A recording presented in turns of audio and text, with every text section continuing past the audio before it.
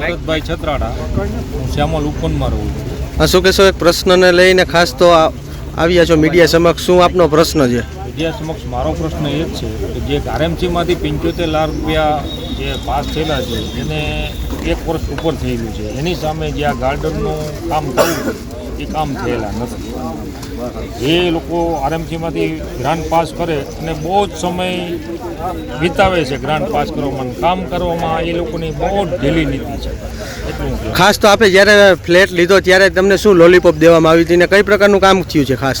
નહીં, ફ્લેટ લીધો એ તો બિલ્ડરનો પ્રશ્ન છે, એમાં ફ્લેટને નાને કોઈ લેવા દેવા નથી. આ તો ગ્રાન્ટ પછીથી પાસ થઈ છે. એટલે અમારો મુદ્દો એક જ વસ્તુનો છે કે 75 લાખ ગ્રાન્ટ પાસ થઈ છે એ ટાઈમસર વપરાવી જોઈને આ ગાર્ડનનું ડેવલપિંગ થવું. આવનારા દિવસોમાં કોર્પોરેશનની ચૂંટણી નજીકના દિવસોમાં છે ત્યારે તમારો ફ્લેટ ધારકોનો શું રોલ રહેશે? અમારો ફ્લેટ ધારકનો રોલ એવું છે, જે કામ કરે એ વોટિંગને અધિકાર મળે છે. અત્યારના સમય પ્રમાણે ગ્રાન્ટ જે વ્યવસ્થિત વાપરે અને જે કામ કરે કોઈ બી પક્ષના એ વોટને અધિકાર થાય છે. આટલા વર્ષમાં કામ કર્યું હોય ને આપને એવું લાગે છે ખાસ?